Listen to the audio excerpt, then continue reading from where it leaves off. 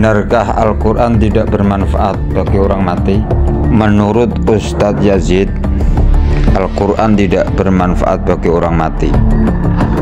Orang mati jangan dibacakan tahlil, jangan dibacakan Yasin, jangan pula dibacakan Al-Quran, jangan dibacakan Al-Fatihah, karena itu semua tidak bermanfaat.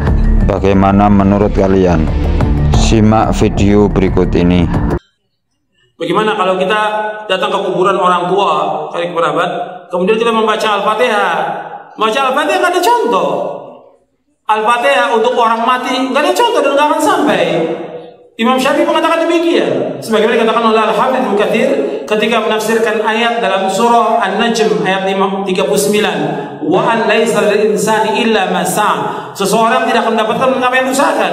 Kata Ibnu Katsir bahwa Imam Syafi'i berpendapat bahwa nggak bisa orang mengirimkan bacaan atau pahala kepada orang, nggak bisa, nggak akan sampai. Masalah ibadah kembali kepada masing-masing orang. Jadi Al-Fatihah nggak sampai. Begitu juga yang lainnya, bacaan Al-Quran. Kadang-kadang orang sudah meninggal dibacakan Quran. Orang disuruh membaca Al-Quran di mana? Di rumah. Terutama surah Al-Baqarah, di masjid baca Al-Quran, bukan di kuburan. Al-Quran ini diturunkan oleh Allah untuk ancaman kepada siapa? Orang hidup, orang mati. Di surah Yasin ayat 70 Allah berfirman, liyunzira man kana hayyan wa yahiqqal qawlu 'alal kafirin. Bahwa Al-Quran diturunkan Allah untuk mengancam orang yang hidup, hayyan, orang yang hidup, bukan orang mati. Kok orang mati dibacakan Quran? Manfaatnya apa? Nggak ada manfaatnya. Dirinya sendiri. Pada kematian juga begitu, Ustaz. Bagaimana itu menyikapinya? Pada hari pas kematian, pas ada orang meninggal itu ya masih ada kegiatan tahlil, sembelih. Anda usah ikut itu. Nah, nanti tanggung jawab kita pada orang yang meninggal. Gimana? Tanggung jawab kita pada orang yang meninggal itu maksudnya, Ustaz.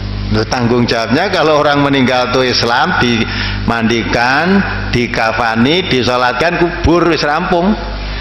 Sudah selesai. Padahal kita kalau datang itu kegiatannya masih seperti. Nah iya, datang orang melu tahlilan, orang datang nek welayat, ojo melu ngurusi sing tahlilan, sing yasinan. Datang ini juga aja diukur, wong mati dure piro, langsung neng kubur, gawe ke dudukan di sana. Masih banyak pekerjaan-pekerjaan yang atau datang situ, kamu siapkan air, kamu siapkan ember, kamu siapkan memandikan jenazahnya. Kalau jenazahnya laki-laki, dan dimandikan, kafani, selesai, rampung, buntel, rampung, toh, salatke. Tadi salatke, ayo diangkat, dikubur, gitu dah. Imam Syafi'i mengatakan amalan baca Quran itu tidak sampai pahalanya kepada si mayit. Dengar ya baik-baik ya. Wa qala Syafi'i, Syafi'i berkata, wal ashab, ulama mazhab Syafi'i berkata, wa in khatimul Qur'ana fahuwa hasanun.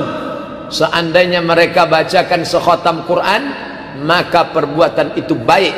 Seelok-eloknya kita bacakan sekhatam Quran, hadiahkan pahalanya untuk almarhum nenek, datuk, nenek, adik, segala macam.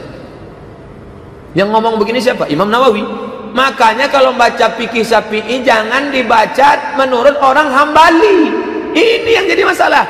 Baca fikih Syafi'i tapi yang jelaskan orang Hambali. Belajarlah mazhab. Ini belajar mazhab tak pernah, tapi ngutip mazhab rajin. Kalau mau baca fikih Syafi'i, bacanya karya Nawawi. Karena Imam Nawawi meninggal 676, dialah yang merevisi semua. Kola, kata sebulan, dirangkumnya semua. Baca kitabnya Raudhatut Talibin, baca kitabnya Al-Minhaj Syarah Sahih Muslim Ibn Al-Hajjaj. Itu induk-induk mazhab Syafi'i. Saya ulang sekali lagi, apa kata Imam Nawawi? Wa qala Syafi'i, Syafi'i berkata, wal ashab, mazhab Syafi'i berkata, wa in khatimul Quran, kalau mereka khatamkan sekhatam Al-Quran, fahuwa hasanun, lo mantap, rancak bana, very good. Assalamualaikum warahmatullahi wabarakatuh. Waalaikumsalam warahmatullahi wabarakatuh. Buya, bagaimana hukum menyewa seorang hafidhoh untuk mengkhatamkan Al-Quran guna mendoakan mayit? Terima kasih. Pertama, berbeda masalah doa mayit sama menyewa Al-Quran. Menyewa membaca Al-Quran tidak sah sewaan tersebut. Karena ini ibadah tidak disewa seperti itu. Dalam membaca Al-Quran tidak bisa dengan sewa. Tapi Imam Suyuti menjawab begini, kalau ada orang tolong kamu bacakan Al-Quran sampai 30 juz, nanti saya kasih duit 200.000.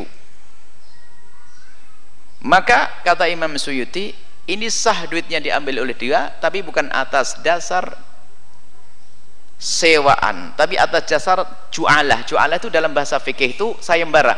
Kalau kau melakukan begini, aku kasih begini. Tidak ada hubungannya dengan bacaannya. Jadi tetap sah. Jadi bukan dalam rangka sewa menyewa. Bukan dalam rangka sewa menyewa. Misalnya ada, hafidhul Quran, khatamkan di sini. Kalau khatam, kamu saya kasih mobil. Tapi nggak ada loh ya. Ini berandai-andai saja. Nanti hafidnya langsung ke sini semuanya.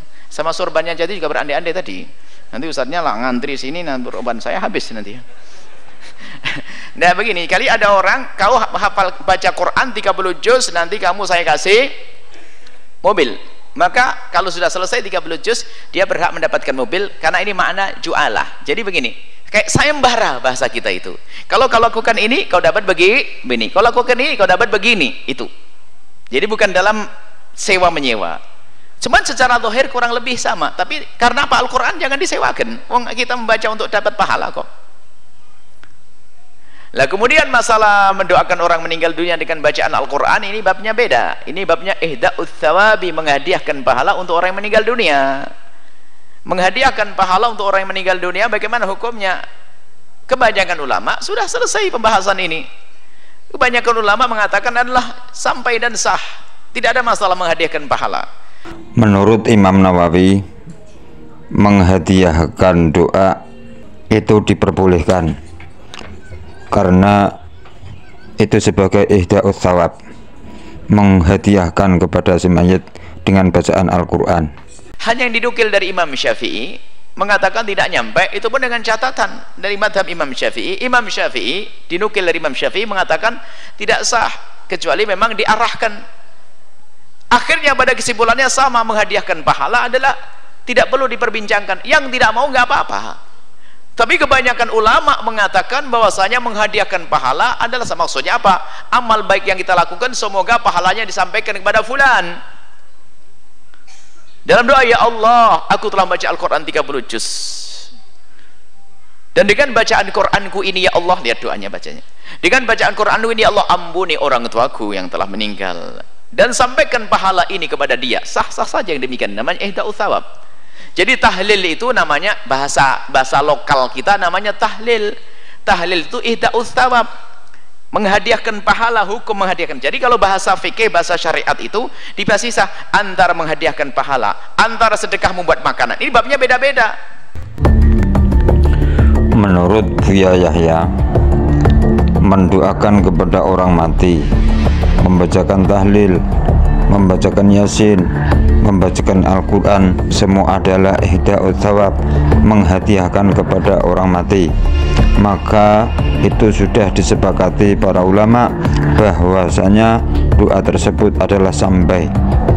Terima kasih sudah menyimak video kali ini. Semoga senantiasa kita semua mendapatkan berkah dari pengajian tersebut. Amin. Walafu minkum. Wassalamualaikum warahmatullahi wabarakatuh.